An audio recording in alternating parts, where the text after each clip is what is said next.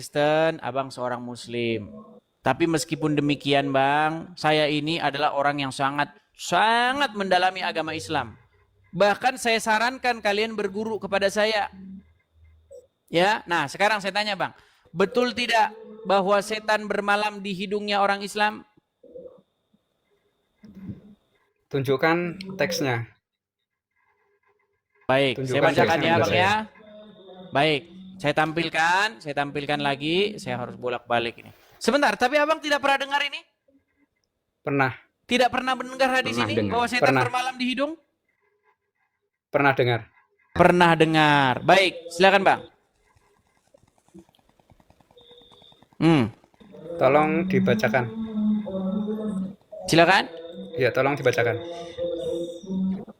Ya, Abu Hurairah radhiyallahu anhu meriwayatkan bahwa Nabi bersabda, apabila salah seorang kalian bangun tidur, nih ya, hendaklah ia menyemburkan air dari hidungnya 3 kali karena setan bermalam di hidungnya.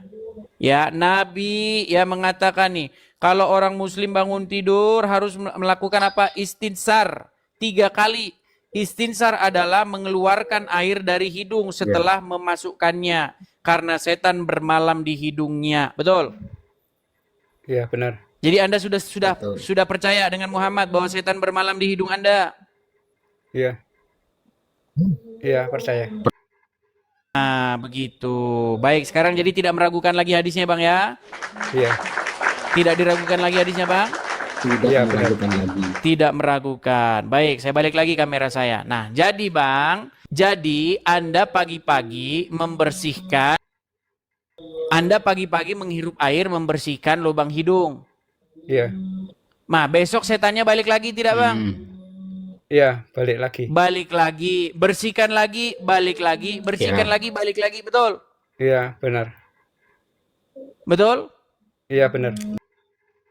Iya, artinya selama Anda jadi orang Islam, selama itu pula setan akan bermalam di hidung kalian, betul? Iya, betul. Betul. Betul. Jadi orang Islam, selama itu pula setan akan bermalam di hidung Anda. Tapi kalau Anda menjadi pengikut Yesus, Bang, setan tidak akan bermalam di hidung Anda. Oke, silakan. Kita kasih kesempatan dia bicara. Silakan. Saya jelaskan. Jadi benar itu adalah hadis atau perkataan dari Nabi kami Muhammad SAW yang memberikan kabar kepada kami kaum muslimin bahwa setan setiap malam bermalam di hidung kami kaum muslimin. Tapi yang perlu dijelaskan adalah apa tujuan setan bermalam di hidung kami kaum muslimin. Tujuan setan cuma satu, menyesatkan kami kaum muslimin, yaitu supaya jangan sampai mengerjakan sholat subuh. Karena sholat subuh ini pahalanya sangat besar. Jadi ketika seorang muslim mendengar azan subuh, kemudian bangun, mengambil wudhu, pergi ke masjid, mengerjakan sholat subuh, ini sangat ditakutkan setan. Karena ini pahalanya sangat besar. Jadi setan adalah musuh utama kaum muslimin. Nah, setan akan menggoda kaum muslimin dari depan, belakang, kanan, kiri, atas, bawah, segala penjuru. Dan benar, jika hari ini kita bisa bangun, kemudian berwudu, sholat subuh di masjid, maka setan akan pergi. Dan besoknya setan akan kembali. Setan tidak akan menyerah. Dia akan terus kembali dan tidak pantang menyerah. Karena memang tujuan setan mencari teman sebanyak-banyaknya untuk bisa menemani mereka di neraka. Dan Anda mengatakan pengikut Yesus itu aman, bebas, tidak ada setan. Saya yakin ayatnya tidak ada. Tapi saya setuju dengan perkataan Anda.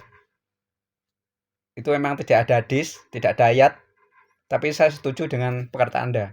Kenapa?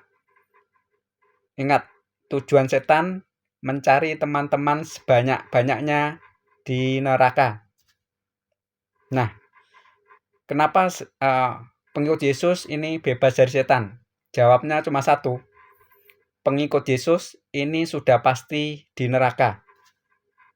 Sudah pasti teman iblis.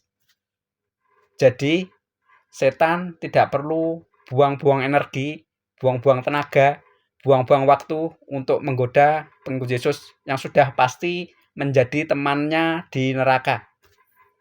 Jadi target utama setan adalah menggoda kaum muslimin yang benar akidahnya, benar Tuhannya, sujud kepada Tuhan yang benar.